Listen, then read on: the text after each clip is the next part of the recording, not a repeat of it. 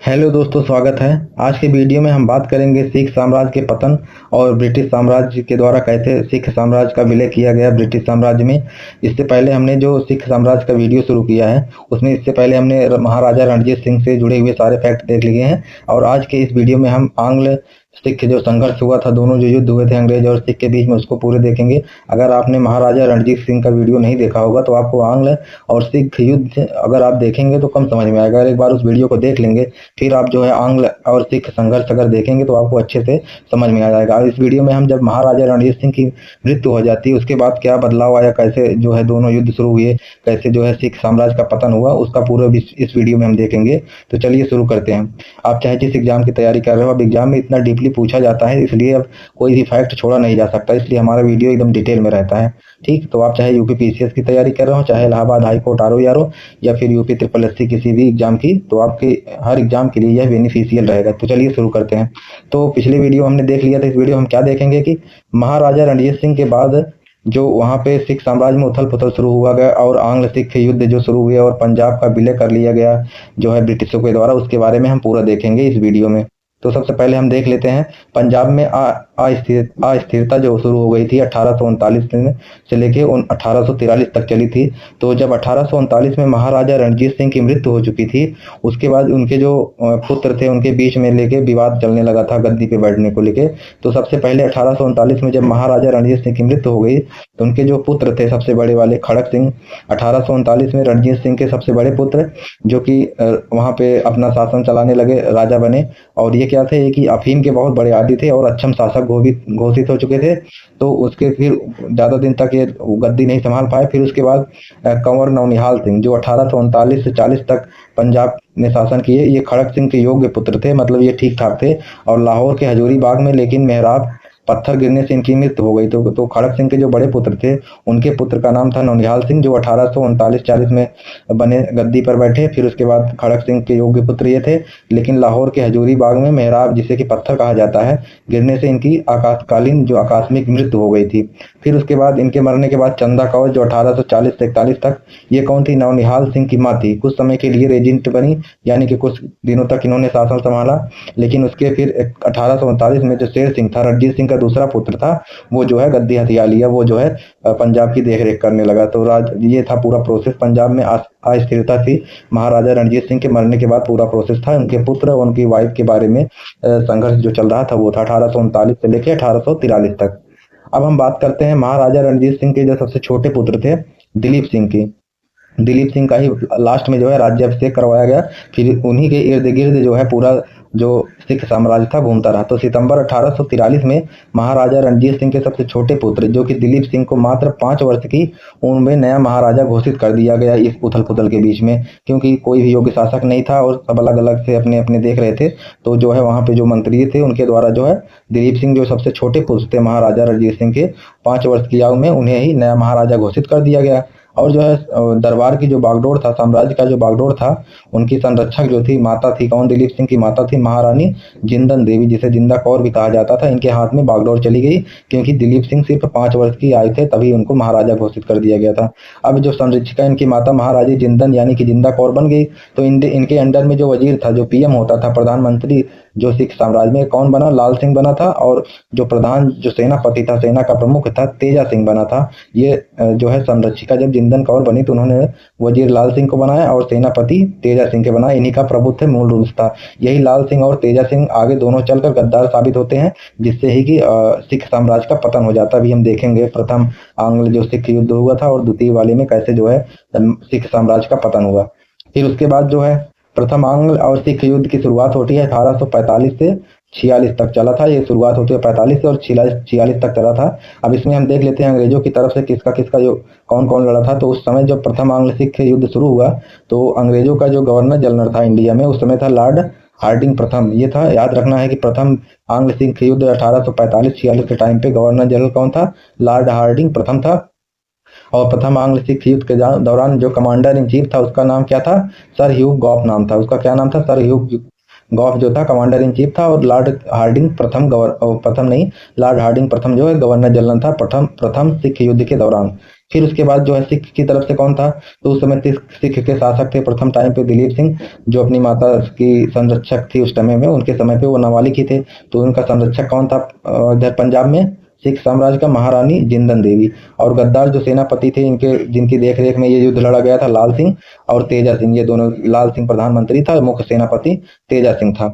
अब युद्ध का कारण क्या था, प्रथम में आंग्ल सिख युद्ध जो 1845-46 में शुरू हुआ, इसके युद्ध का कारण क्या था, तो दिसंबर 1845 में सिख की जो सेना थी उसके द्वारा सतलुज नदी पार गई, जिससे अंग्रेजों ने इसे 1809 में अमृतसर की संधि का उल्लंघन माना और युद्ध की शुरुआत कर दी। तो जो महाराजा रणजीत सिंह के टाइम पे जो लकीर खींची गई थी सतलुज नदी के रूप में, उसको जो है सिख सेना जो पार कर जाती है, तो जिसे कि अंग्रेजों ने 1809 की अमृत संधि का उल्लंघन माना और जो है युद्ध की घोषणा कर दी।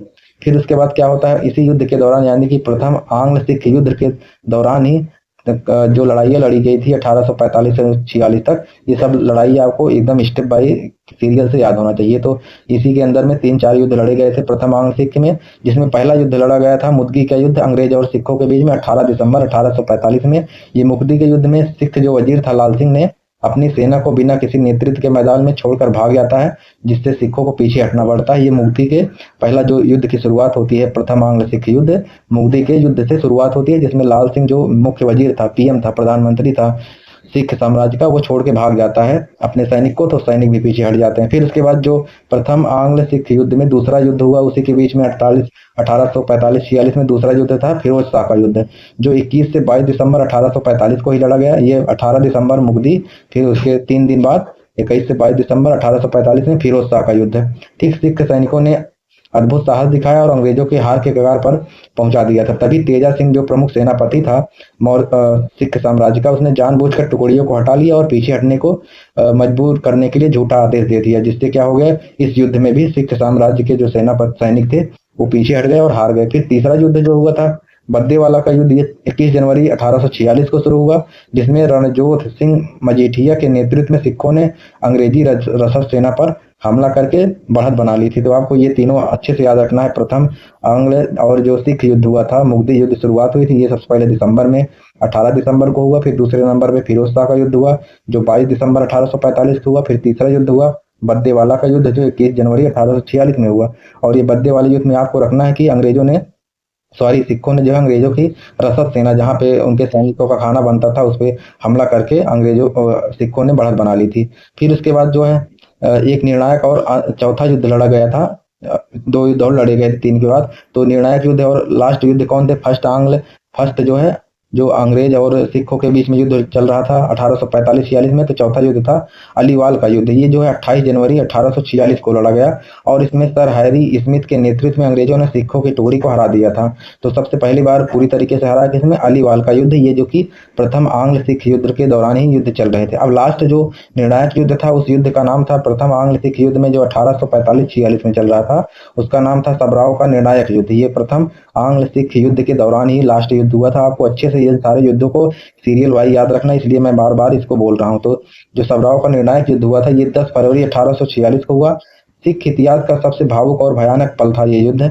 इसमें सरदार शाम सिंह अटारी वाला, जिन्होंने मातृभूमि की सेवा के लिए कफन बांध कर लड़े और वीरगति को प्राप्त हुए, वहीं जो मेन सेनापति था, मुख्य सेनापति था सिख साम्राज्य का, तेजा सिंह ने सतलुज नदी पर जो नाव बना था, जिससे सैनिक लड़ाई में जा रहे थे अंग्रेजों से लड़ने के लिए, उस नाव के पुल को तोड़ दिया, जिससे कि जो सिख समुदाय की जो पूरी सेना थी जो है नदी में गिर के डूब गई और जो लोग बचे हुए थे उस पे अंग्रेजों ने तोपों से शिकार करके ये युद्ध को अपने कब्जे में ले लिया। तो देख लिए किस तरीके से गद्दारी की थी लाल सिंह ने।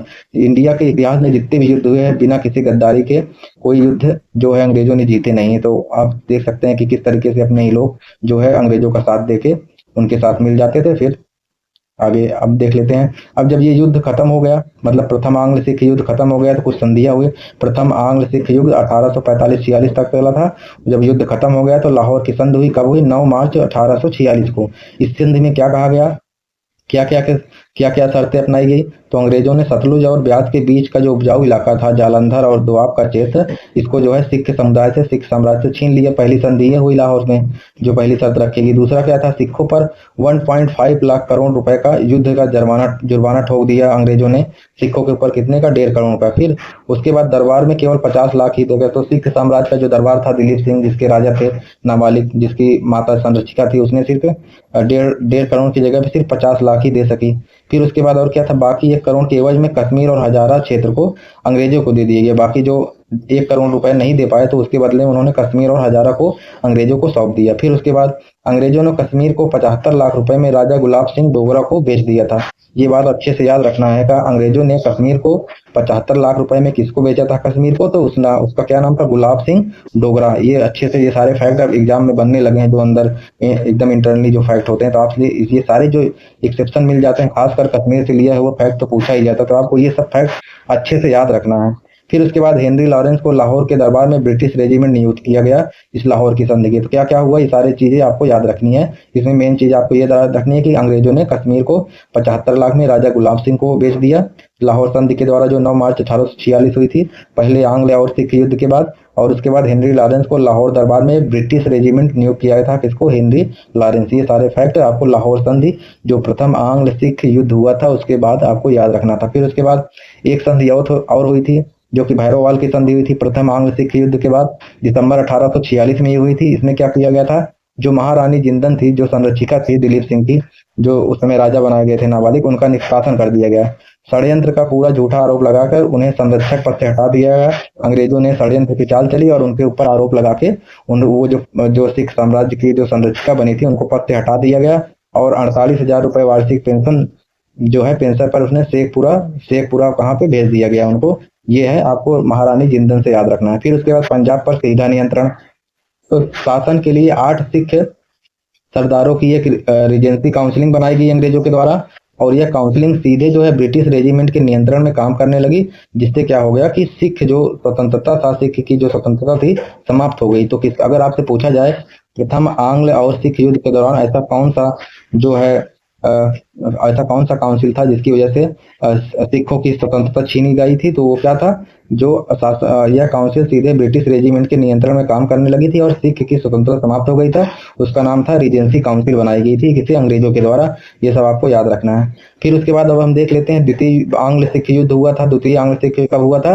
1848 से लेके 1849 तक चला था ये। अब द्वितीय जो आंग्ल सिख युद्ध हुआ था, उस समय ब्रिटिश गवर्नर कौन था? बदल गया था। कौन आ गया था? लॉर्ड डलहौजी, जो पूरे पंजाब को हड़पने की नीयत से इसको बनाया गया था। इसकी नीयत क्या थी कि पूरे पंजाब को अंग्रेजी क्षेत्र में विलय कर लिया जाए। फिर उसके बाद सिख शासक जो थे उस समय भी महाराजा दिलीप सिंह थे, अभी भी नाबालिग थे। और सिख विद्रोही कौन थे सिख की तरफ से? दीवान मूलराज जो मुल्तान के थे, और शेर सिंह अटारी वाला उस समय सिख विद्रोही थे अंग्रेजों के खिलाफ। इनके बीच में जो है द्वितीय आंग्ल सिख युद्ध शुरू हुआ, जो 1848 से लेके 1849 तक चला था। और युद्ध का कारण क्या था? कि भैरववाल की जो संधि हुई थी, मनमानी अंग्रेजों के द्वारा शर्त को जो है सिख से मनवा लिया गया था, जिसकी वजह से जिंदन जो रानी संरक्षिका बनी थी, उनका अपमान माना गया। और मुल्तान के जो दीवान थे मूल राज पर भी भारी टैक्स लगा दिया गया, जिससे मुल्तान में विद्रोह हो गया और 2 अंग्रेज अधिकारी थे, एडरसन और वेंस एग्न्यू, को मार दिया गया सिखों के द्वारा, जिससे कि हजारा के चतर सिंह और शेर सिंह का और खुला विद्रोह कर दिया। ये सारे फैक्ट थे। द्वितीय आंग्ल जो सिख युद्ध था 1848 और 46 शुरू करने का मेन चीज था, जो महारानी थी जिंदल, उनका अपमान। फिर उसके बाद मुल्तान के दीवान मूलराज पर भारी टैक्स लगा दिया गया, जिससे वहां पे 2 अंग्रेज अधिकारियों की सिखों के द्वारा मार दिया गया। और हजारा के क्षेत्र पे भी चतर सिंह और शेर सिंह द्वारा खुला विद्रोह कर दिया गया। अब जब दूसरा जो है आंग्ल सिख युद्ध शुरू हुआ, तो उसके बीच में भी बहुत सारे युद्ध लड़े गए थे, जिसमें 3 युद्ध ये मेन है। इन तीनों को आपको याद रखना है। तो पहला जो युद्ध लड़ा गया था द्वितीय आंग्ल सिख युद्ध 1848 और 49 के बीच में, तो रामनगर का युद्ध कब हुआ था? नवंबर 1848 में। चिनाब नदी के किनारे शेर सिंह की सेना ने ब्रिटिश सेना को कड़ा सबक सिखाया था। पहले युद्ध में जो है शेर सिंह की जो सेना थी, उसने जो है लगभग हरा ही दी थी ब्रिटिश की जो सेना थी, जिससे उन्होंने वहां से भाग खड़े हुए थे। फिर उसके बाद दूसरा जो युद्ध हुआ द्वितीय आंग्ल सिख युद्ध के दौरान, जिसका नाम था चिलियावाला का युद्ध, बहुत ही फेमस है, ये एग्जाम में पूछा भी जाता है। तो क्या था उसका? 13 जनवरी 1839 को ये दूसरा युद्ध हुआ था द्वितीय आंग्ल सिख युद्ध के दौरान। इसमें सिख सेना की जो बहादुरी की मिसाल दिखाई गई, और शेर सिंह ने अंग्रेजी की सेना के छक्के छुड़ा दिए, और ब्रिटिश कमांडर जो वो पूरी तरीके से हार गया था, जिसकी वजह से लंदन में उसकी क्या होने लगी, बहुत ज़्यादा आलोचना होने लगी कि किसको बना दिया गया है ब्रिटिश कमांडर। इसकी गप की जो है ब्रिटेन में बहुत ज़्यादा आलोचना होने लगी इस युद्ध में हारने की वजह से। हारा नहीं था लेकिन बुरी तरीके से पराजित हो गया था। कौन? ब्रिटिश कमांडर गप्पा। और कौन लड़ रहा था चिलिया वाला का युद्ध? ब्रिटिश सेना की जो अगुवाई कर रहे थे बहादुर थे, कौन, क्या नाम था उनका? शेर सिंह। इनका अच्छे से नाम याद रखना है। ये द्वितीय आंग्ल सिख युद्ध के दौरान चिलिया वाला युद्ध के बारे में था। अब उसके बाद जो लास्ट युद्ध हुआ था, तृतीय युद्ध था द्वितीय आंग्ल सिख युद्ध के दौरान, जिसको गुजरात के युद्ध के नाम से जाना जाता है। 21 फरवरी 1849 को जो है गुजरात का ये युद्ध हुआ था। और मेनली आपका ये नाम याद रखना है कि जो गुजरात का युद्ध था द्वितीय आंग्ल और सिख युद्ध के दौरान जो निर्णायक युद्ध साबित हुआ, गुजरात को युद्ध को, जो 21 फरवरी 1849 को हुआ था, गुजरात के युद्ध को तोपों को युद्ध के नाम से जाना जाता है, बैटल ऑफ गन के नाम से जाना जाता है। अगर आपसे कभी भी पूछा जाए तोपों का युद्ध के नाम से किस युद्ध को जाना जाता है, तो गुजरात का युद्ध, जो कि द्वितीय आंग्ल सिख युद्ध के दौरान हुआ था। इस युद्ध में क्या हुआ था? गुजरात के युद्ध में अंग्रेजों की जो विशाल तोपखानों के साथ उतरे और उन गोलियां खत्म होने पर सिखों की गोलियां खत्म हो गई। सिखों ने तलवारों से जंग लड़ी लेकिन हार गए, क्योंकि वो तोपों का इस्तेमाल करने लगे थे और गन्स का इस्तेमाल करने लगे थे गुजरात युद्ध में अंग्रेज जो ब्रिटिश थे। फिर उसके बाद अब तलवार से तो इतना लड़ नहीं सकते थे। फिर जितने भी सिख लोग थे, 12 मार्च 1849 को सिख जो ने मुगलों के जो रावलपिंडी में हथियार डाल दिया था यहाँ पे। फिर रावलपिंडी के जो किला था यहाँ पे रावलपिंडी ने सबसे पहले हथियार डाल दिया। कब? ये गुजरात के युद्ध में 12 मार्च 1839 को सिखों के ने अपने हथियार डाल दिए, यानी कि पूरी तरीके से हार गए थे। अब उसके बाद जब हार गए तो पंजाब का विलय कर लिया गया 29 मार्च 1849 को। तो लॉर्ड डलहौजी जो सेकंड जो अंग्रेज और सिख का युद्ध हुआ था 1848-49 में, उस समय लॉर्ड जो गवर्नर जनरल कौन था? लॉर्ड डलहौजी। इसने फरमान जारी कर ब्रिटिश भारत में आधिकारिक विलय कर लिया। किसका? पंजाब का। कब कर लिया था? 29 मार्च 1849 को। ये डेट भी आपको एग्जैक्ट याद रखनी है कि पंजाब का विलय जो है लॉर्ड डलहौजी के द्वारा कब किया गया था। तो जब सेकंड जो है आंग्ल सिख युद्ध खत्म हो गया था, तो उसी के दौरान 29 मार्च 1849 को पंजाब को ब्रिटिश भारत में मिला लिया गया था आधिकारिक रूप से लॉर्ड डलहौजी के द्वारा। फिर उसके बाद राजा रणजीत सिंह का विशाल जो साम्राज्य था इसी युद्ध के साथ, इसी पंजाब विलय के साथ समाप्त हो गया, जो उन्होंने 40 साल तक अंग्रेजों को अपने इलाके में हिलने नहीं दिया था। बाद में जब जैसे जैसे उनके मरने के बाद सत्ता कमजोर हुई, अंग्रेजों ने उसका फायदा उठा के 29 मार्च 1849 को अपने साम्राज्य में मिला लिया।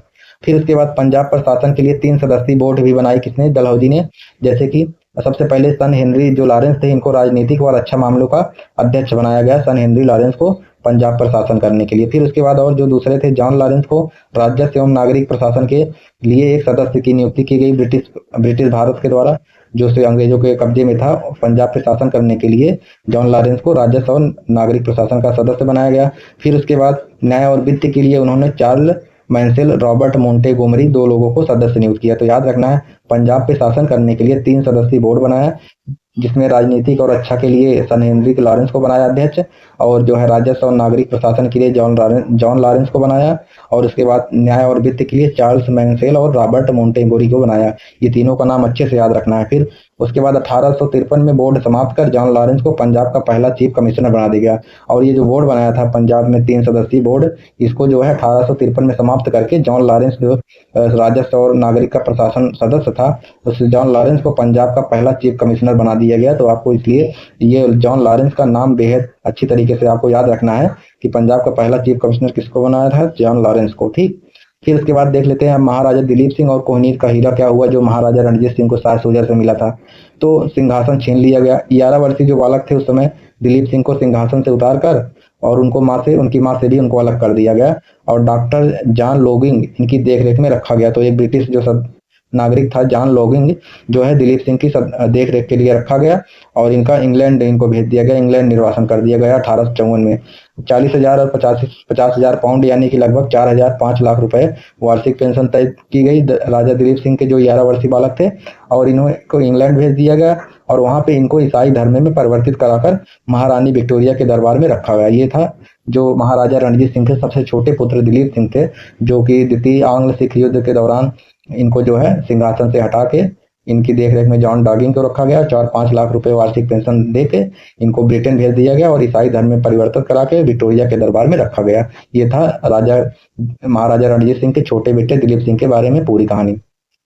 अब हम देख लेते हैं कोहिनूर के हीरा क्या हुआ था। तो विलय की शर्तों के तहत ही महाराजा रणजीत सिंह को बेशकीमती जो कोहिनूर का हीरा दिलीप सिंह के पास था, महाराजा रणजीत सिंह का जो हीरा था उस समय दिलीप सिंह के पास था, तो उन्होंने दिलीप सिंह से छीन लिया, क्योंकि वो तो अब कब्जे में ही आ गए थे, उनको सिंहासन से हटा दिया, तो कोहिनूर का हीरा भी छीन लिया और ईस्ट इंडिया कंपनी ने इसे ब्रिटिश महारानी विक्टोरिया को भेंट करके सौंप दिया। ठीक, तो यहाँ तक ये था, हमारा पूरा वीडियो समाप्त होता है। इसमें दोनों, इस वीडियो में हमने आंग्ल सिख के जो दोनों युद्ध हुए थे और पंजाब विलय पूरी कहानी देखी। तो आपको हमारा ऐसे वीडियो कंप्लीट देखना हो तो हमारे सारे वीडियो को आप देखिए। हमारा हर वीडियो एकदम डीपली होता है, एकदम एग्जैक्ट फैक्ट टू फैक्ट होता है, नो फालतू बकवास। तो चलिए सब्सक्राइब करिए और थैंक यू, धन्यवाद।